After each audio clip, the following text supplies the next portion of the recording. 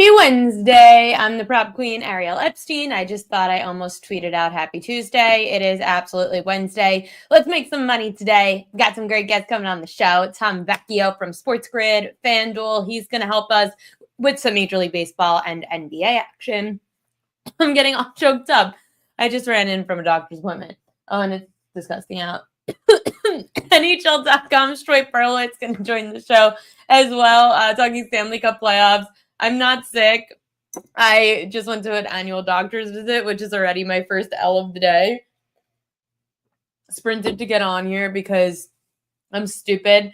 And I made this doctor's appointment at 2:40 p.m. Eastern time, about 15 minutes away from me.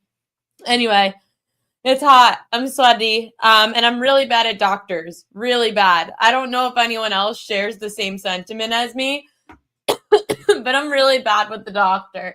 My anxiety and my heart rate is through the roof right now.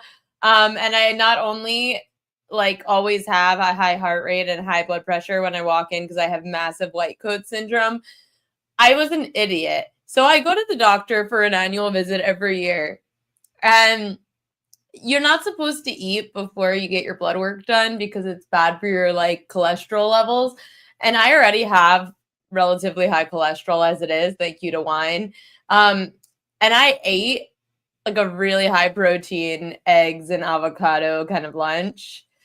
My cholesterol is probably going to be through the roof. So that's my first L of the day, is that I hate the doctor. And now because I decided to not be anorexic and eat lunch, have to probably go back and redo the blood work so I know if I still have really high cholesterol or not.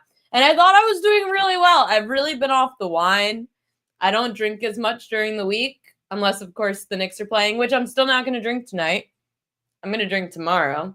My cousin graduated from, she got her master's, so I'm going to go to dinner with her, so I'm going to have a glass of wine. But, I haven't really had wine in my apartment, by myself on a weekday. I think it's a big accomplishment. I'm just going to gamble. It's fine. At least, it's one or the other. And the doctor doesn't ask you on the form if you gamble. The doctor asks you on your form how many times you drink a week. And my answer is definitely not the answer they're looking for. I lie. We all lie. We lie to the doctor, right? You guys in the chat, you all lie to the doctor. We don't tell them how much we actually drink. That would be silly. They would put me in an institution, which honestly at this rate might be good for me. I probably need one. Great vacation spot to go get institutionalized. Anyway, let's talk about what I did right yesterday. Tigers ace Tarek Skubal over 6.5 Ks. He had 8 strikeouts, 5 2/3 against the Cards. Guys, this trend, the Cardinals against lefties, 11-3 over under their K prop against St. Louis. Royal starter Michael Lorenzen, that was a good payout, around plus 150. He went over 4.5 strikeouts with 5 strikeouts in 4 2/3 innings against the Giants. Gunnar Hoglund, he was a Royal lock along with Skubal. A's right-hander went over his 4.5 K prop with 5 strikeouts in 4 2/3 innings against the Angels. 62% of righties to face the Angels have gone over their K prop. And the Tampa Bay Rays, they cast the fishy line, 3-2 win over Houston. The Rays actually trailed 2-0 into the 8th inning, and then in the they had 2 runs in the 8th, tied it up, walked it off on a sac fly in the 9th. I'll get to that in a second. Timberwolves shooting guard Anthony Edwards, his points prop was too high. 25.5 was the prop. He ends up going under, had 18 points against the Thunder. Did spend some time in the locker room and got hurt. He tweaked his ankle, but looks like he'll be okay. He got the same, foot that Jalen Brunson gets when he breaks his ankle in the middle of every game. So it's a super foot that they probably give out. Have you ever seen those memes where in the locker room they have a bunch of ankles and feet lined up and they tell you to pick one? I don't know if you saw it. It was kind of funny. Anyway, about that Rays game, a sac fly walk-off, I hate those. Obviously, you're happy when your team wins. You're obviously happy when you cash a bet, but I hate the sac fly walk-off. It's so anticlimactic. Oh, Matt Reichel. I hope I pronounced your name right. That's a really good point. I should pop in that picture in case anyone missed my tweet. We should talk about this. Oh, no. Did I delete my trash? Let me see if I still have it on here. Damn it. Okay, hold on one second. I'm going to send the picture to myself. So this way, you guys could see what I was talking about earlier. I thought it was really funny. I saw this walking the streets of New York City. And it's just so typical New York City. Of course. Oh, here it is. Okay. I sent it to my group chat and thought it was hilarious. And then I'll tell you what Kelly in Vegas said to me in case you missed that on the comments as well. This is so New York for us to have something like this, just like chilling in the streets. And you guys let me know your thoughts. I know this has to be an ad for something. I obviously was way too afraid. Oh, no. I hate. Hold on one second. I hate producing my own show. You know how like when you on iPhone now, it like sends it as an HEIC, whatever that means. If anyone knows how to change that setting so that I don't have to always like convert things to a PNG when I send it from my iPhone, that would be super helpful. Thank you very much. Anyway, okay, I finally have it. And this is so irrelevant to anything that we're talking about, but because Matt brought it up, I think you'll all think it's funny. Dump your loser boyfriend. It's sugar daddy season. And I Googled what this was for. I was so curious what the hell this was for because it has to be an ad for something. There's like something called Sugar Daddy in New York where it's like a club or bar or something. And you go there and like they carry signs literally throughout. You could look it up on, I think it's on Instagram. Dump your loser boyfriend at sugar daddy season. Just type it in. The Instagram pops up. And you know those like birthday signs that they carry around when you're at a club and it's like, happy birthday, Ariel, with like the candles and the sparklers. They do this for people who dump their boyfriends. But then they like add in the sugar daddy. So Kelly in Vegas asked me if my sugar daddy is going to have a yacht in Florida because then she's not accepting him. So, again, this is not a place to have applications come in because I don't want a sugar daddy. I think that's gross. But I think it's funny. And honestly, if I got one, then it 100% would involve a yacht in Florida. It would involve a penthouse. And, yeah, I have expensive living. Delta One only. Delta One, best experience. In case no one's experienced it, Kelly and I flew to Italy, round trip, Delta One. You have to do it once before you die. And if you're afraid of flying, it's perfect. This is what I told Kelly. She's really afraid of flying. So I said, if you go down in Delta One, you went down like in complete style. Like you're just sitting there lounging. You're in your lay flat, huge screen in front of you. Delta One suites, great wine list. Excellent. It's like 5 pages long. I got a Bordeaux. Oh, fantastic. And the short rib, so good. So anyway, Kelly flies all the time and she's afraid. Yeah, she's definitely afraid. This girl's drinking High Noons or like, what else?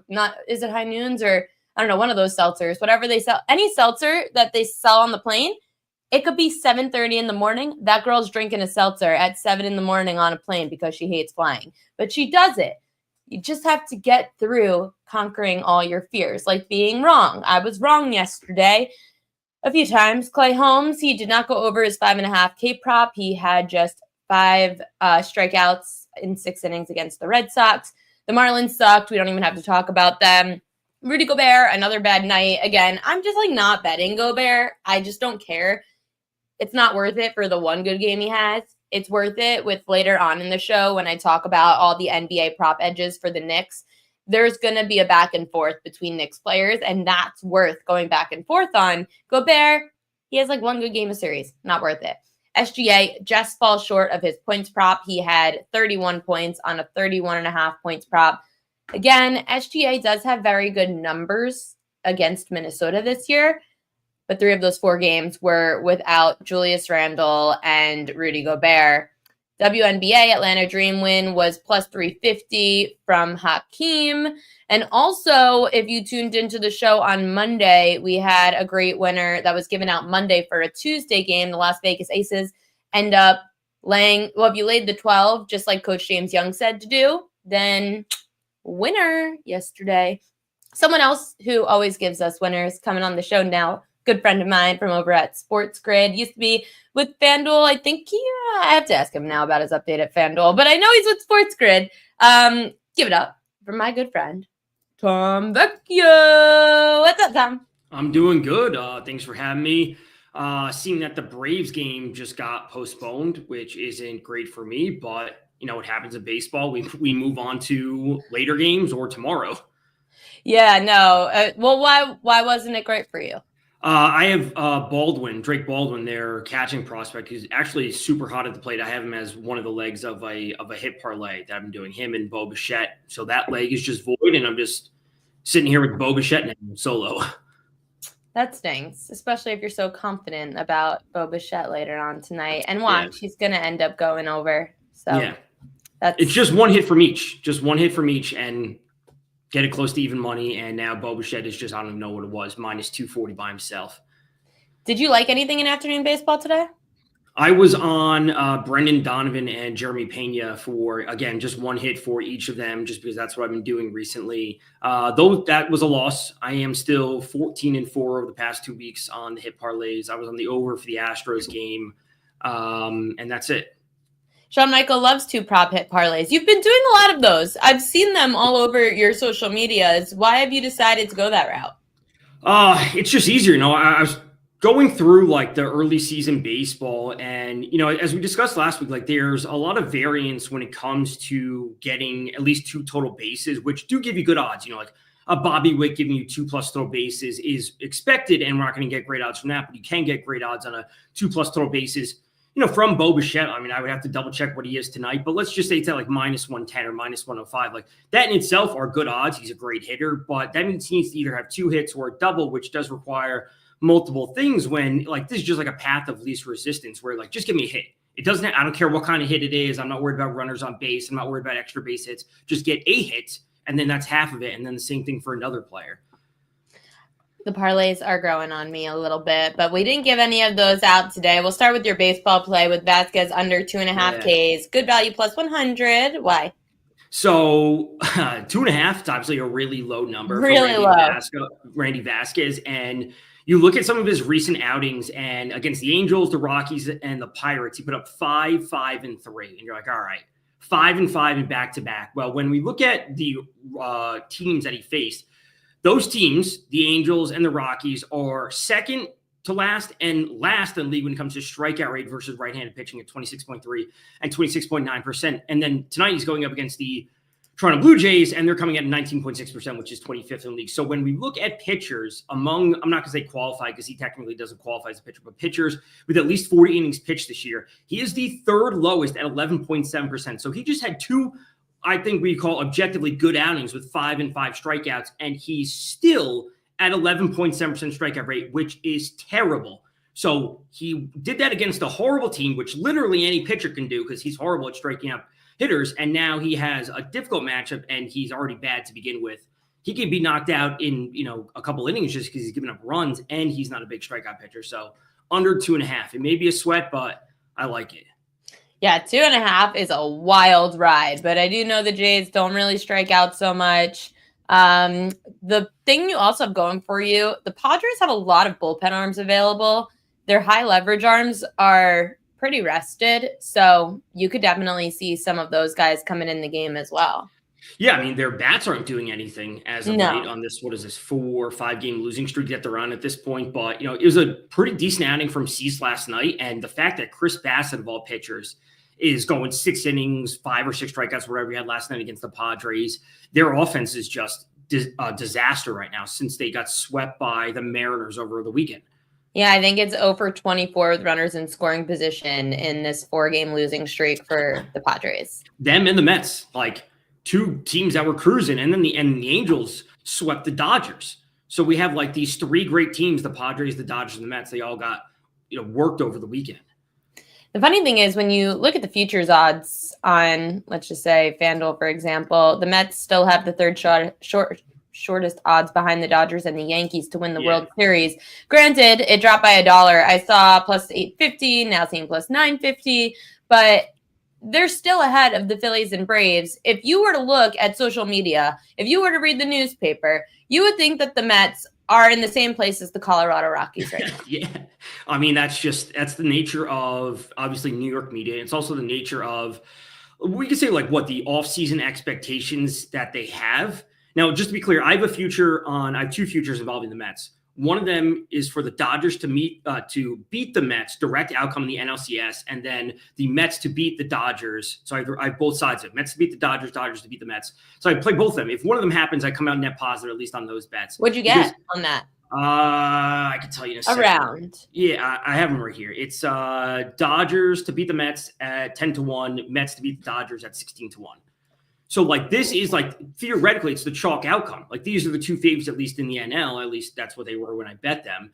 And based on signing Juan Soto and then the Dodgers getting Sasaki and, like, making all their moves as usual, it's like, this is what the chalk should be. And we're getting effectively at a price at 10-1 when the Dodgers, in theory, to win the NLCS or make it to the World Series, like, we're never getting them at a 10-1 price. Now, I may have to work around this as the season goes on, maybe work the Cubs into the mix somehow, because obviously they're amazing, but I do like where things are now. I like the play. I like that you were getting 10-1 for a position on the Dodgers in some capacity, which is great.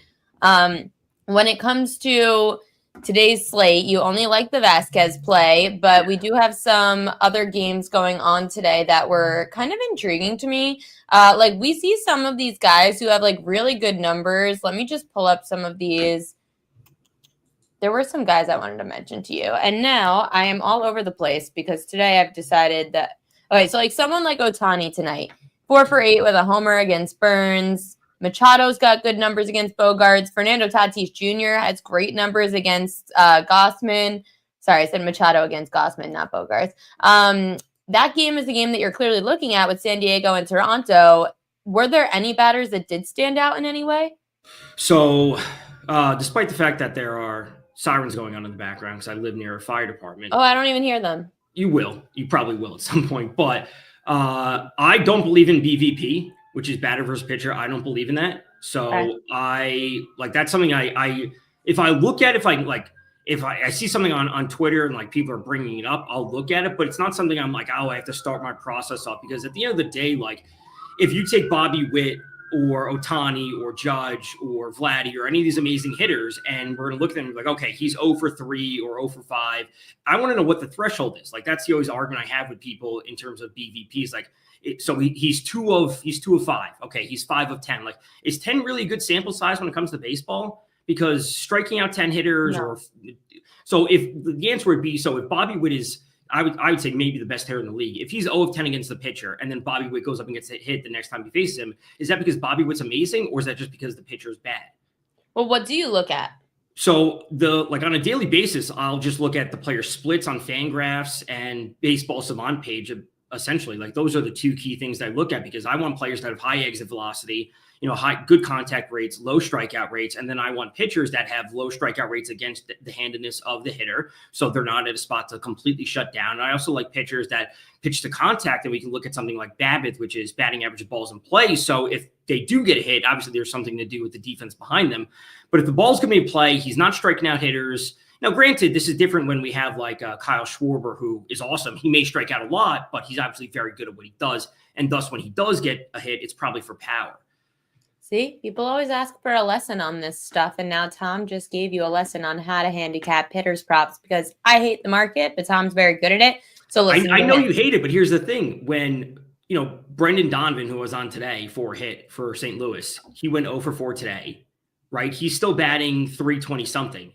You talk about pitcher props all the time. It's like, oh, if they, they lose whatever. You talk about batter props. It's like, you want nothing. Like, he can win you back that money tomorrow. Absolutely. So it's great payouts. I'll be on Brendan Donovan tomorrow, probably, just because he burned me today. And I'm like, I'm stubborn. I'm going to go back to it just because that's what I do. What was it about Brendan Donovan again? Because now I'm going to post this. It was just one hit. Like, I just need one hit from Donovan, one hit from Jeremy Pena. And the two of them were minus 104, minus 105, whatever is earlier today. And they both went 0 for today. Like, it happens. I'll probably be on them, maybe not tomorrow if they have travel days, but on Friday, like, sign me up. Because they just shouldn't go 0 for 2 days in a row. Good hitters shouldn't. Interesting. It's just like, now listen, there's obviously, like, there's no set in stone thing. Like, Jackson Chirino for the Brewers, he got a hit today or earlier today, but prior to that, he was like, maybe a hit last night, but prior to that, he was like 0 of 20. right? So it's not just like, oh, he went 0-5, Sophomore 0-4, 0-4. I'm going to buy in. It's like, I have to like dig into it. Like, okay, is his bat speed low? Is he striking out more? Is he chasing pitches out of the zone? Like, there has to be something else that tells us the story, what's actually going on. But there are hitters I will be going back to almost on a regular basis. Bobby Witt, Corbin Carroll, whoever it might be. Like, they're not going to go 0-4 3 days in a row. Okay, I'll take your word for it. And I was just thinking of Jackson Merrill when you said Jackson Chourio. But listen, I have a bet on Jackson Merrill to lead the league in hits, and he started off on fire, and then he had the oblique injury, whatever, and then put him behind the 8 ball. Which now that's also why I hate season-long player props. Yeah, but see, here's the thing. I'm a hater. That's you just got to bet unders, but so that's not an over-under bet. That's just an outright winner. So last year I bet on kind of though. It has to do with numbers.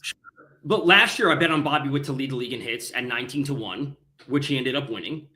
That's nice. The year before that, I bet on Matt Olson to lead the league in homers at 28-1, which I ended up winning.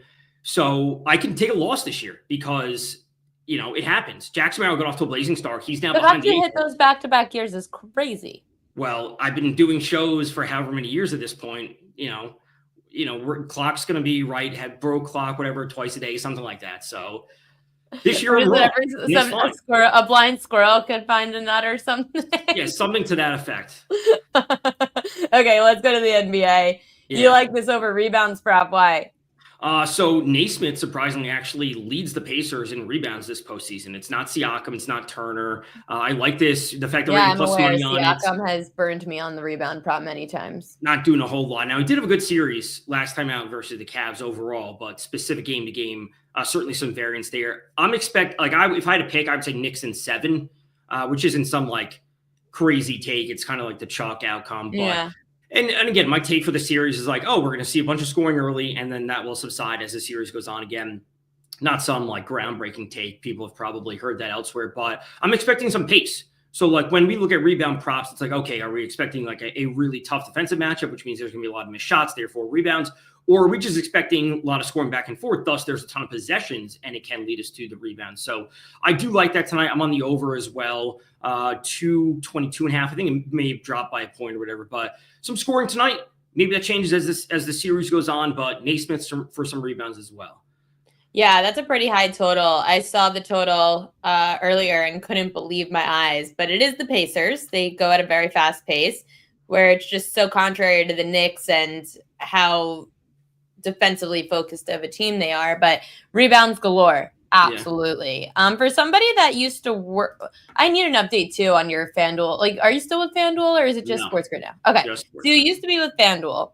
Yeah. And you're very obviously experienced in knowing how things work behind the scenes. And you also still are analyzing the stuff, of course, of the day. The big news of the day was the Tush push is still going to be alive and well this upcoming season. 22-10. The votes say the Tush push will stay. How does this impact things with the Eagles? It'll change. I haven't looked at season-long props for Hurts or Saquon, but it's like it's favorable for them. I'm a fan that the Tush push was not banned, so I think it's good. I don't know what Hurts' prop last year was. I would have to say 9.5 or 10.5 for rushing, but it impacts that kind of stuff. Obviously, the prices for Hurts and Saquon are still going to be Saquon's still going to be minus 200, minus 250 every game, and Hurts is going to be minus 125. I would assume thereabouts on a regular game-to-game basis, which I think is a terrible price for him, and you shouldn't be laying money on TD props. That's just my personal opinion. But their scoring expectation is still going to be 3.5 touchdowns. Like their team total is still going to be sitting at 27.5. I would say in most games, and we're expecting a push. Hurts touchdown, Tush push, Saquon rushing, Hurts passing. That's 3 touchdowns, and then they get a 4th from somewhere else. Yeah, it's always that minus 120, minus 125 for Jalen Hurts on the Tush push. Lamar Jackson, too, he's always like minus 110 to minus 120 range to score a touchdown. Josh Allen, same boat. The only way that I've seen people play it is that they parlay it with something like a money line. That's fine in theory. You expect, if Josh Allen is scoring touchdowns, they are probably winning the games. And you don't want to lay it'll be a situation like I could talk myself into it. It's like, okay, the Bills are minus 6.5 at home. It's like, that's an okay number, but they probably just win. and Josh Allen scores, let's work with that, right? Instead of saying I want to lay the 6.5. So I do understand that. So talk to me about the difference between, in your mind, where you're willing to parlay two different legs of baseball props for a hit as opposed to an anytime touchdown prop. Yeah, well, it's just based on the probability of outcome. And just to be sure, I had it handy this time in terms of implied probability. So, like, if we're talking about Bo Bichette tonight, who I think was minus 300 or whatever for a hit, minus 300, we're talking about a 75% implied probability, right? Which is like very high. Like, okay, that should be happening. But if we look at a touchdown prop that's like plus 125, that's a 44.4% implied probability. So it is close to happening, but it's not as guaranteed or close to two hits. Now, obviously, I don't want to be laying 300 on one hit, but if we take two of them, we get close to even money, which is what I like to do. So just in terms of like the math working out, if you're going to be betting it at this rate, it has to be hitting at a certain rate. So if we're betting on touchdowns, it can't be hitting, 16, 17 games, or have they played now? I don't know at this point with bye weeks. But if they're only hitting 6 games, like that is less than 40%. So you can't be betting on a game-to-game basis at plus 125. The math just won't work out. You'll come out net negative, at least if you're betting on one player and how you track things, which is how I do it. But the math's not mathing. Yeah. Simple. And this is what I talk about when I talk about home run odds. So plus 200 is 33.3% implied probability. If you're betting on Aaron Judge or Ohtani, he's not hitting a home run in 33% of his games. He's not. So you're laying odds on something that's happening at a different rate than what the odds are suggesting. Huh. See? That's a good way to make my brain work, because my brain doesn't feel like it was working much today. But I do like math. So thank you for the math lesson. People do need to know this stuff, because I don't think people pay enough attention to why certain bets are bad bets. But before I let you go, Sean Michael wants to know your thoughts on the Hurricanes beatdown last night. Are they doomed? I think so. And it's like, this is where the Hurricanes have been the past few seasons, maybe not specifically last year, but over the course of the Rod Brind'Amour tenure of like them making it to the playoffs, making it to conference finals. They are a good team. Like, there's no doubt about it. Going to multiple conference finals, especially in hockey, is like super tough to do. They are a good team. A lot of people say they play a very boring style, which I don't agree with. I like the way that they play, but the Panthers are a great team, or they're an excellent team, or like they're excellent, and the Canes are like really, really good, but they just don't have all the pieces to stop the Panthers. And frankly, on a one-to-one basis, like you could be like, okay, the top lines match up, the defense match up. But at the end of the day, Bobrovsky is much, much better than Freddie Anderson. So if the forwards and the defense are somewhat equal, we're just going to side with the team that has the better goalie. And I expected the Panthers to win the series 4-2. So if we get the overtime, double overtime, triple overtime, as we did a couple of years ago when these teams played in the conference finals, like sometimes the coin will flip in the Canes side and maybe they do come out with a 4-3 series victory, but it's not going to be easy. Who's your Stanley Cup finals, right? Finals. And then NBA finals. I'm like trying to make sure I'm saying this right. And NBA finals. What are your choices? I have a Dallas futures ticket at 7.5 to 1. So I'm rooting for Dallas. I would like to see Dallas, Florida. Dallas come away with a victory 4-2. If it got that far, that would be great. I just want to see, obviously, Dallas make it so then I can hedge out and know that I was somewhat right, months and months ago. And then I think it'll be Thunder Knicks. It'll be an absolute zoo at the Garden. Those tickets will be $5,700, as we talked about, last week or 2 weeks ago, whenever it was. And I think the Thunder will come away with it. I do. I don't know if the Knicks have the depth, which was certainly a question for them in the Pacers series. Like, the Pacers have very good depth. Whew. Okay. It's going to be mayhem here in New York for a while. I am not ready for it, but I'm always ready for Tom Vecchio. Tom, thank you so much for coming on the show, and good luck with your bets tonight. Thanks for having me.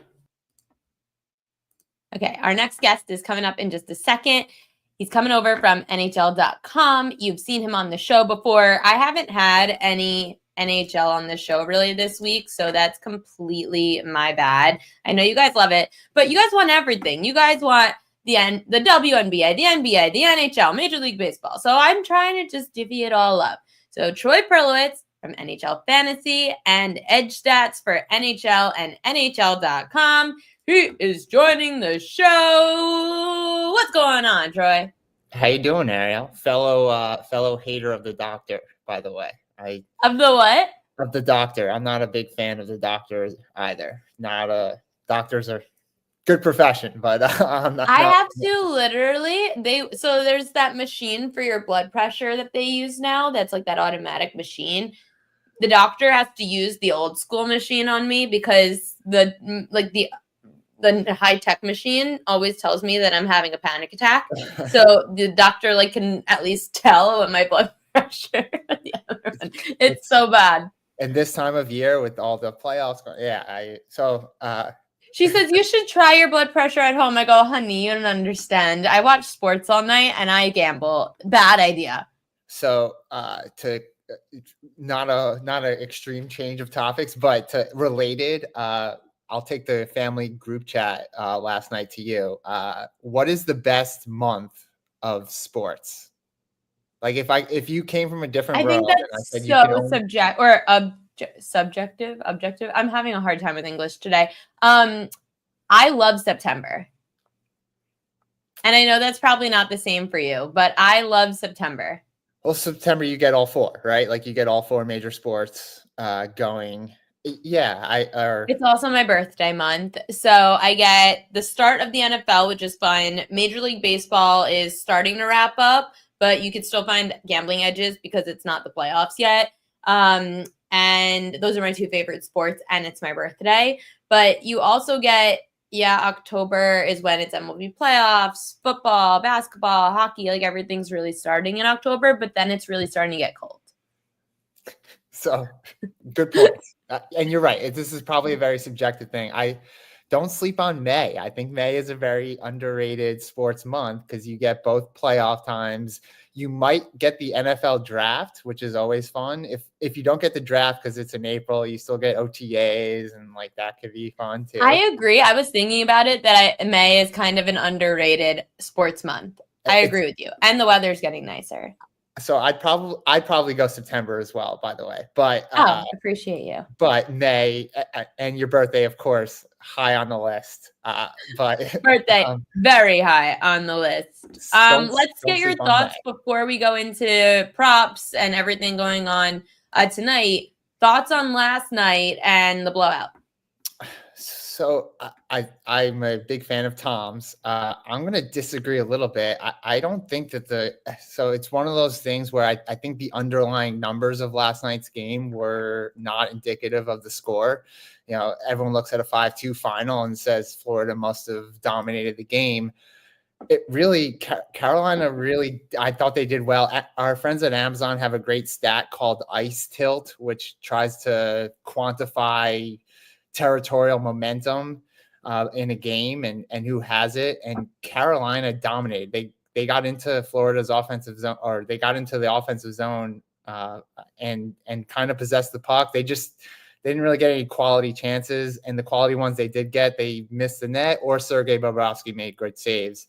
And on the other end, they only allowed two really high quality chances, and Florida scored on both of them. So I don't know if Carolina's done, but it's for Florida. Florida has been a juggernaut on the road in particular all postseason. They got by Tampa pretty steadily, and then the back-to-back 6-1 wins in Toronto to end that second round series, and then it started it off now with a 5-2 win. Florida's going to be tough to beat, but Carolina really had a good game. They just probably have to stick to that game plan and hope for a better result moving forward in the rest of the series. So looking ahead to tonight's game, because tonight we've got the Dallas Stars laying -128 against the Edmonton Oilers, total 6.5. I think I have your thing. Hold on. I always mess this up. 1 second. Hold on. I'm terrible. I knew I was going to do that. Okay, this is the right game, right? This is it. Okay, that's what I thought. I was making sure. It was a good guess. Pearls of Wisdom is great, too. That's Thank my you. dad's fantasy team. You have your own segment now. Congratulations. They say in boxing that styles make fights, and this Dallas Edmonton series is a really, it's going to be so much fun. I think it's going to be so much fun. You have so much star power in the game. You have obviously McDavid and Draisaitl on Edmonton side, and then Mikko Rantanen's kind of making a name for himself in this postseason. He's really doing well for Dallas. Dallas has the goaltending that Edmonton doesn't. That's certainly an advantage for Dallas. But Edmonton, so Zach Hyman, I love for an anytime goal scorer tonight.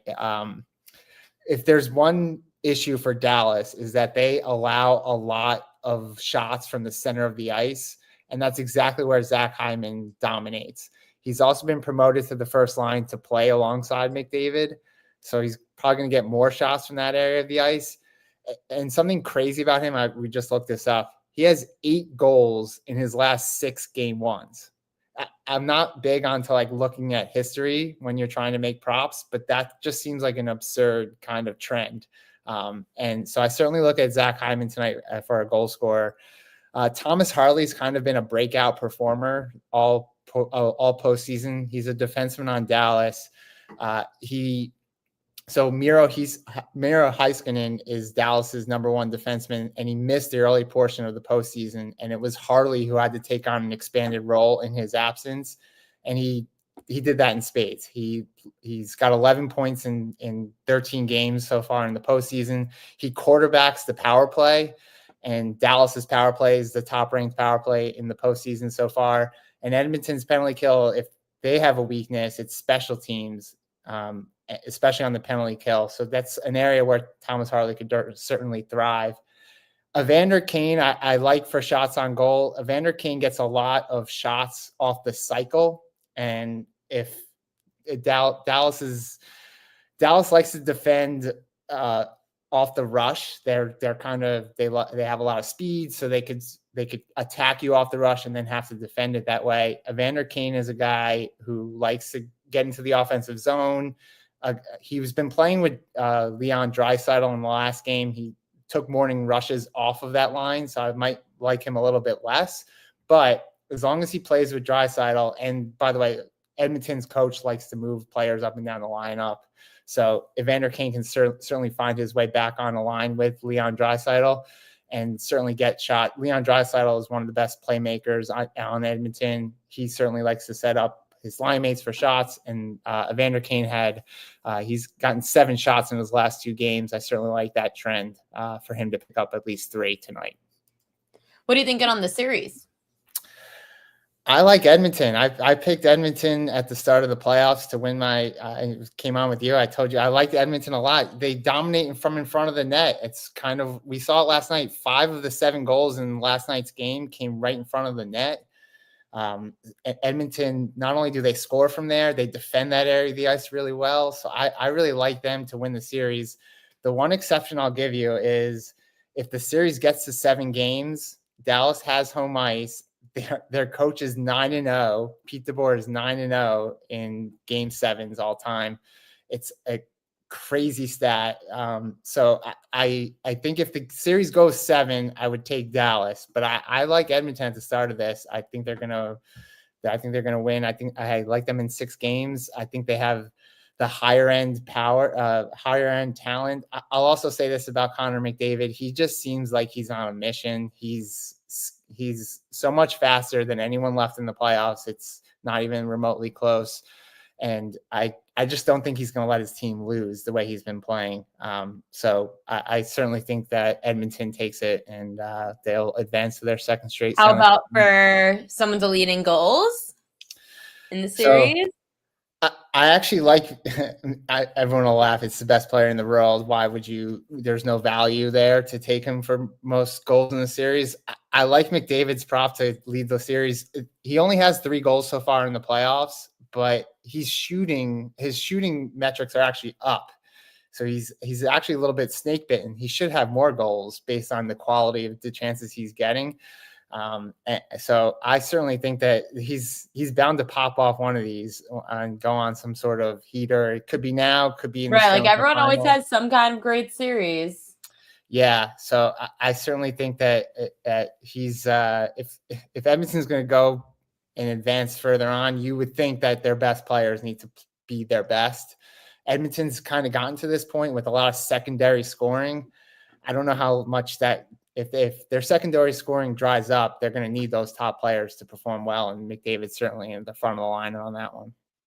All right, plus 425 in that range. You can look at things for the futures market. Let's take a look at tomorrow because we've got the Panthers and the Canes again. Canes minus 128 on the money line at home, 5.5 point total. You're looking at Jarvis, 3 or more shots on goal in game 2. Why? Yeah, I like the Canes. Like I said, I think the Canes need to stick to their game plan. Seth Jarvis plays on that top line for Carolina with Sebastian Aho and Andrei Svechnikov. And he had 5 shot attempts last night. 4 of them went on net. So he went over his shot prop total in game 1. He plays like this. He's not a very big player, but he's not afraid to go into the front of the net and to get to those dirty areas of those greasy areas on the ice. So he usually takes a shot and then gets his own rebounds too. So I certainly like Jarvis to go over a shot prop total. I think Carolina is going to come out. They're going to stick to their game plan. They enter the zone and they take shots. That's exactly what they do. They had 33 shots yesterday that went on net. I expect them to do much of the same in game 2. Eetu Luostarinen is a player that not a lot of people are familiar with for Florida. He plays on their third line with Anton Lundell and Brad Marchand, and he's the only player in the top 15 of scoring in the playoffs that doesn't have a point on the power play. He plays doesn't play a lot of power play minutes. He's only on the even strength. But he's a menace. He goes and similar to Jarvis, he goes to the front of the net, stays there. And Florida leads the NHL this postseason in passes completed to the slot. So they love going and whether they set up their offense and they love passing to the puck right into the middle of the ice. They find those soft areas of the defense and they usually get shots in. So Luostarinen scored in his last game. He only needs one more goal to hit his over for the prop for the series. I kind of like him moving forward. Wow, that's pretty crazy already that he could hit his prop in the series. Yeah, I think he's not a lot of Florida's so deep. They have 12 players with at least 6 points so far in the playoffs. Like no other team has more than 9. That's like they're very deep. If I'm looking for a future for the Conn Smythe on Florida, that's very tough because there's just not a lot you could really they're just a deep team, and it's really tough to choose one. You did look at 2 different players for the Conn Smythe, McDavid, Ottinger. Why is there value still on McDavid at plus 350? Because obviously it's not a lot of value, but clearly in your eyes, you think it's worthwhile. I'd grab McDavid at that number now because I think it's only going to get more expensive as we go on and into the playoffs. Like I've said, his performance is one thing, but the value right now, I think, is why I would select McDavid. If you are looking for a little bit of a long shot, Jake Ottinger of the Dallas Stars is probably the best. I guess Sergei Bobrovsky wouldn't like me saying this, but I think Ottinger is probably the best goalie remaining in the playoffs.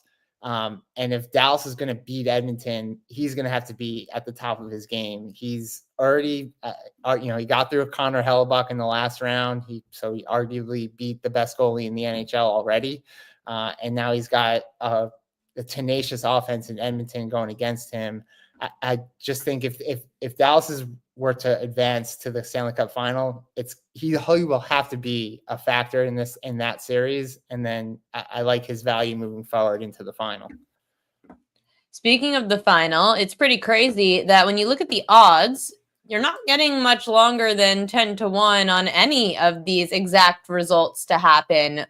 So who would you say is a matchup that, like, how would you see this going in the finals? Who beating who's going to be there?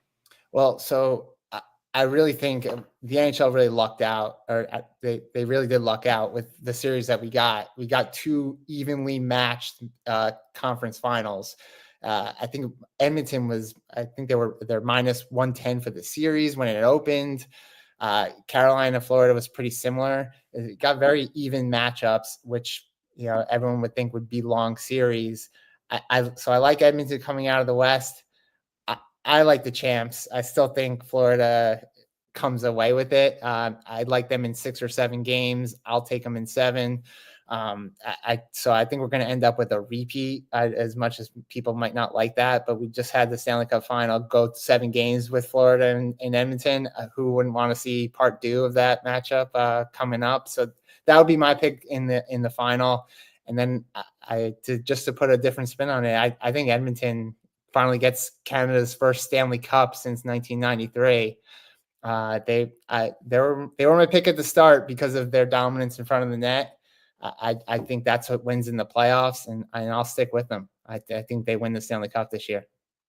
Troy Perlowitz coming in from NHL.com. Thank you so much for joining the show. As always, your insight is so needed because it is the one sport that I just cannot seem to figure out. And you gave us some awesome props. So thank you again for coming on. Anytime. Let's go Knicks tonight, right? Let's go Knicks. Let's go Knicks. We need the party to keep going here in New York. I wouldn't mind that at all. I love it. Thanks so much, Troy. I'll speak to you soon. Sounds great. My turn. That was great stuff. So for everyone that just tuned in, for Troy Perlowitz, who's coming over, he does all the research over at the NHL, NHL.com. Super helpful, super insightful. If you missed it, you could go to the Prop Queen website. You could go to the YouTube page at Prop Queen Sports. His segment will be posted. Everything here is posted to the YouTube page. So make sure to subscribe, check out the YouTube page at Prop Queen Sports, everybody. Before I get to edges in the props market, shout out to Shai Gilgeous-Alexander. SGA ends up with the MVP in the NBA. Preseason, Nikola Jokic was the favorite at plus 450.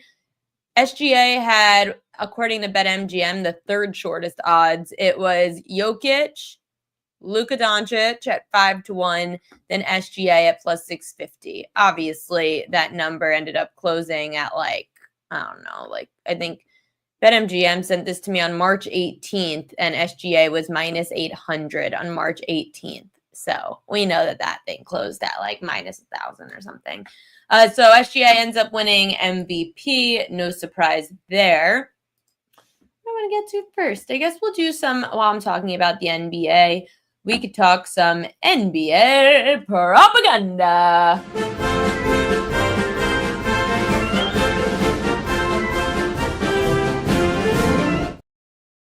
These are the most bet on props according to BetMGM tonight. Josh Hart under 5.5 assists.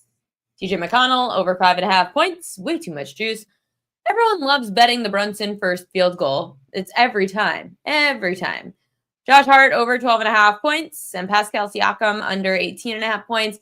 I actually kind of like the Siakam over points. So I might be fading the public there. And I will tell you why. So Pascal Siakam tonight, and now thank you to Sean Michael for ruining my night. Trent, Megalock, Knicks. Great. So the Pacers are going to win tonight. Awesome. So that's good for Pascal Siakam. So Pascal Siakam has had some good career numbers at Madison Square Garden. His points prop at 18.5. He's gone over that in 4 of his last 6 at MSG, dating back to 2022. The Knicks, they have allowed forwards to have success, especially in game ones. Tobias Harris put up 25 in the Pistons game 1. Jason Tatum, 23 points in their game 1. So I would take a look at the Siakam over. As for Tyrese Halliburton, now with Trent on the Knicks, with the potential of the Pacers winning, I'm a little nervous about this, but Tyrese Halliburton doesn't typically have a first good game at MSG. He typically needs a little time to warm up to the Garden, so his second game tends to be better, just historically. I would say his numbers are pretty spot on, but I do think based on the history that one thing is going to be a little too overpriced in his points or his assists. So his assists for Halliburton, he's had double-digit assists in both game ones so far in the playoffs. However, his prop's 8.5 for a reason. He has not had a lot of assists in games against the Knicks. He's been dishing the ball out. Obviously his assist is what you look at, but he's gone under in 2 of 3 Halliburton against the Knicks in the regular season. I'm just thinking Hallie's going to have the bigger game too. So I would stay away from Halliburton tonight, but assist is always his over is always the play, but 8.5 is a very low number for Hallie. It's usually 9.5, by the way. With that 8.5, and he only has let's say 9, And then his points, I like Siakam better in game 1 against the Knicks. Some Knicks props that you could look at. We'll start with Cat. Karl-Anthony Towns, he should have a great night. I mean, it's history. This season so far against the Pacers, 21 points, 15 boards, 30 points, 9 rebounds, 40 points, 12 rebounds. So going over this in like every game. I looked at the games that the Pacers had. They struggled against both bigs they faced in the opening game of each playoff series. Giannis, 36 points, 12 boards. Evan Mobley, the power forward for the Cavs, 20 points, 10 rebounds. So I like Cat a lot tonight. Jalen Brunson, he's had a lot of success against the Pacers. So dating back to last season, Brunson's averaging 29 points through 13 games against Indiana. Of course, they had the playoffs last year. In 7 contests at home, Brunson's number goes up to 34 points a game against Indiana. In the Pacers' last series against Cleveland, Donovan Mitchell averaged just under 40 points a game when they played in Cleveland, a.k.a. Pacers on the road. Mitchell averaged 34 points a game in the series overall. Brunson's points prop just 28.5. As for Brunson's assists, it's dropped off against Indiana. Brunson averaged 5.5 assists in the last 2 seasons facing the Pacers. And this year, Brunson went under 7.5 assists in 2 of 3 regular season games. So over on Brunson points, under on assists. Again, the way I'm playing it is whatever happens tonight is probably not going to happen in game 2 and vice versa. So if Cat goes off tonight, then I'm going Brunson game 2. If Brunson goes off tonight, then I'll go back to Cat in game 2. The numbers just are telling me that they both should have a few good games in this series, back and forth. Knicks shooting guard Josh Hart, he's had at least 10 rebounds in all 3 regular season matchups with the Pacers. His 9.5 rebounds prop, it's juiced to the under. So my hunch is that it's going to be a bigger game for like their big, like Cat to go off on the boards tonight. But throughout the rest of the series, just keep your eye on Josh Hart because Josh Hart should have success on the boards. There should be boards aplenty in this fast-paced game that the Pacers are going to try to force the Knicks into. Is that it for NBA? Yep, that's it for NBA. Major League Baseball time. Let's get to Fishy Lines.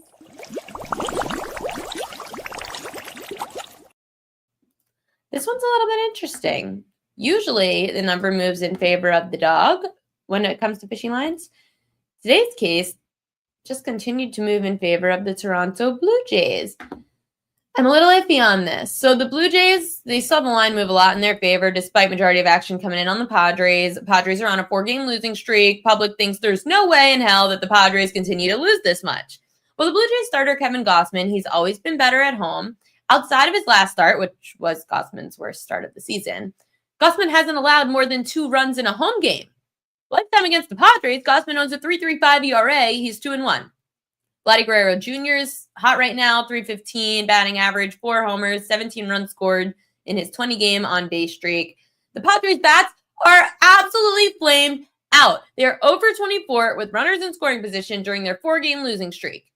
My concern is the bullpen. The Padres, they have a lot of arms available, high leverage arms available. They've got the better overall bullpen anyway, the Padres. They're more rested than Toronto. They're a better bullpen than Toronto. So maybe it's more on Gausman and you look at Toronto first 5 or just stay away from San Diego. The public's all over them because no way they lose 5 in a row, right? No way. I hate those narratives. So I'm staying away from San Diego. I just am a little iffy on the bullpen situation. Padres have a great bullpen and all their good arms are available. Gausman, maybe you just back in the first 5. Batters to watch. Nope, I want to go overs first. Batters to watch, overs. Shohei Ohtani, he's hitting 500 with a homer against Corbin Burns.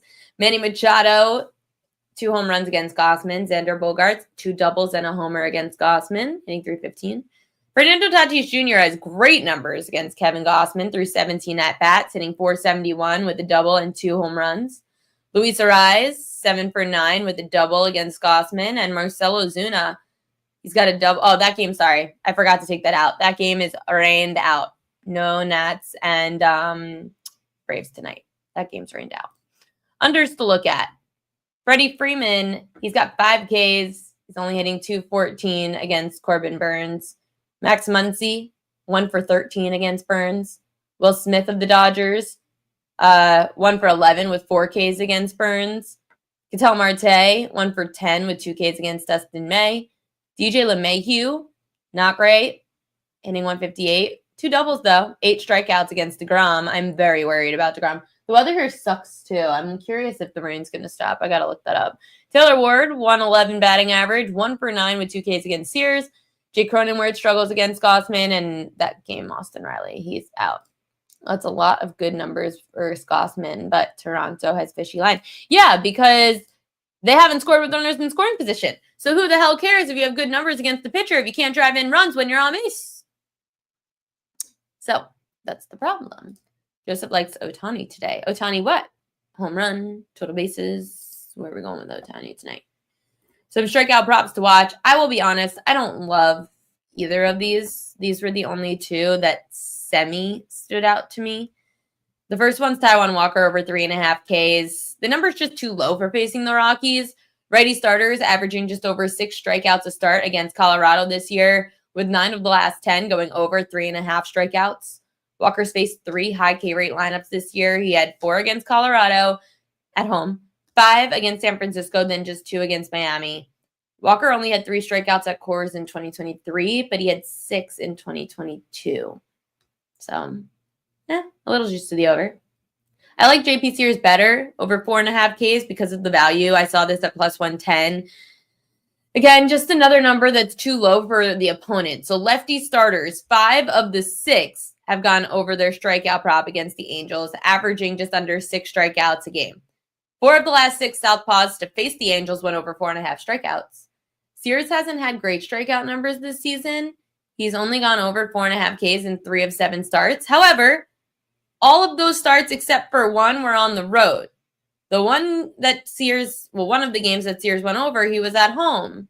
So with him at home, Sears, against this very strikeout-prone Angels lineup, I don't mind it for being in like plus money, but not a huge fan of K-props tonight. Got 2 minutes left. You know what it means. It's time for the best bets of the day. We are going with our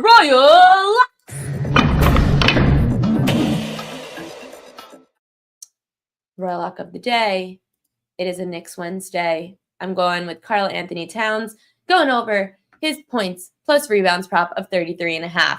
The Pacers have struggled in game 1 against both bigs they faced. Giannis, 36 points, 12 boards. Cavs, Evan Mobley, their power forward, 20 points, 10 rebounds. Cat's numbers in the regular season against Indiana, 21 points and 15 rebounds. 30 points, 9 rebounds. 40 points, 12 rebounds. If this doesn't hit tonight, it's going to hit in game 2. So I'm going to go back on it for game 2. If this doesn't hit tonight, then Jalen Brunson's going off tonight. That's how it's going to work. But Cat, he's been a little quiet for too long. I like Cat over his points plus rebounds. Good matchup for him against Indiana. I do not believe in Miles Turner. I do not believe that he has looked as good as he has, the same way I do not believe in Mitchell Robinson. However, they have both had pretty good playoffs.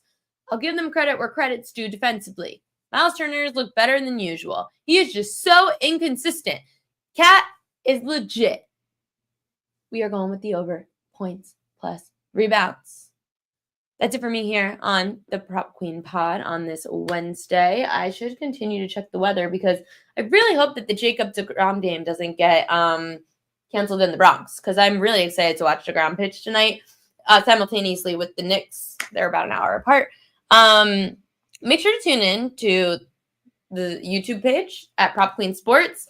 Anytime that you miss any guests, it's on the Prop Queen Sports YouTube page. So subscribe, like, please go and do that. And then the PropQueen.com newsletter, where a lot of this info is already at. You could get it for a premium subscription, $17.99. It comes in the morning by like 11 a.m. usually. All this info pretty much is already there. Or you could get it in the basic at $8.99. That is going to come out like now. It's 6:02. I usually release a lot of the graphics and a lot of the stats that I have on the PropQueen.com newsletter. So you could subscribe to that. Royal locks on Knicks, Trent on Knicks. Just because Cat goes over points and rebounds doesn't mean that the Knicks have to win.